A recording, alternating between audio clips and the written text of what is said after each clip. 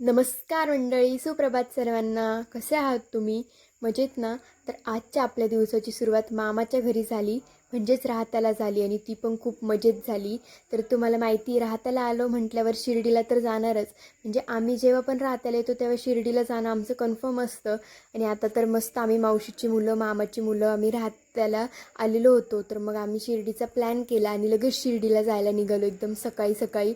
पण दिवाळीचा पिरियड असल्यामुळे भरपूर गर्दी होती शिर्डीत. शिर्डीत काय पूर्ण तिथे मंदिराच्या तिथे तिथे आणि एकदम ट्रॅफिक वगैरे. आणि आम्ही तिथे गेल्या गेल्या आम्हाला पहिले गजरा दिसला.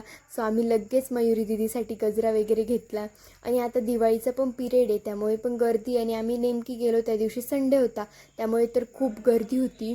मग आम्ही एंट्री केली आणि आम्हाला एकदम टेन्शन होतं की आमचं दर्शन कसं होईल. पण मग आता मामाची मुलं राहत्यातले म्हटल्यावर गावकरी गेटने आमचं दर्शन एकदम फास्ट झालं त्यांच्यामुळे. त्यानंतर मग आम्ही निघताना आम्हाला असं बुंदीचा प्रसाद वगैरे भेटला फ्रीमध्ये. आणि मग बाहेरून पण ते टेम्पल एवढं छान दिसत होतं. मग थोडे फोटो वगैरे काढले आणि ठरलं की चला आता शॉपिंग करूया मस्त.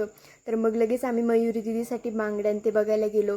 मग तिने एकदम छान बांगड्या घेतल्या आणि मी तिथे गेल्या गेल्या माझी नजर ह्या कानातल्यांवर पडली आणि मी तेच कानातले घेतले. एकदम छान होते. तुम्हाला आवडले का नाही हे कमेंटमध्ये नक्की सांगा. त्यानंतर मग शिर्डीला आलो म्हटल्यावर तर आम्ही भोजनालयातच जेवणार, म्हणजे प्रसादालयात. तर मग आम्ही तिथे जायला निघालो. पण तिथे जाईपर्यंत आमची एनर्जी संपली होती. सो मग आम्ही वडापाव खाल्ला आणि वडापाव खाल्ल्यावर आमच्या जास्त एनर्जी आली. मग आम्ही लगेच प्रसादालयाकडे निघालो. आणि मग हा होता आमचा मामाचा मुलगा, ज्याने आम्हाला गाईड केलं की कसं दर्शन घ्या. याच्यामुळेच आमचं दर्शन झालं. मग त्यानंतर मग आम्ही प्रसादालयाकडे आलो. पण तिथे पण भरपूर गर्दी होती. आणि पण एवढं चांगलं आहे की जे पण भक्त आहे शिर्डीमध्ये येणारे त्यांच्यासाठी ही भोजनालयाची प्रसादालयाची सोय खूप चांगली आणि जेवण पण एकदम छान असतं. मग घरी आल्यावर एक झोप काढली आणि मग त्यानंतर ओवाळणी चालू झाली. भाऊबीजेची ओवाळणी बाकी होती. मग फोटोशूट आणि ते झालं आणि मग मग इकडे तिकडे फिरत फिरत आम्ही मामाकडे गेलो शेजारी. तर मग मामाच्या गप्पा ऐकण्यात आम्ही सगळे एवढं रमलो होतो. मग घरी आलो. घरी आल्यावर आमचे जेवण आधी झाले होते, त्यानंतर मग बाकीचे जेवत होते. आणि मग आम्ही मस्त हॉरर स्टोरी ऐकणं किंवा सांगणं चालू केलं भूताच्या गोष्टी. आणि ते ऐकण्यात ही एकटीच आमच्यात छोटी होती हर्षू.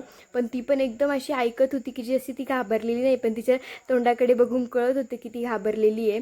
पण ती पण आमच्यासोबत एकदम छानपैकी हॉरर स्टोरी ऐकत होती. आम्हाला वाटलं की ती घाबरेल, पण तिने काही घाबरली वगैरे नाही.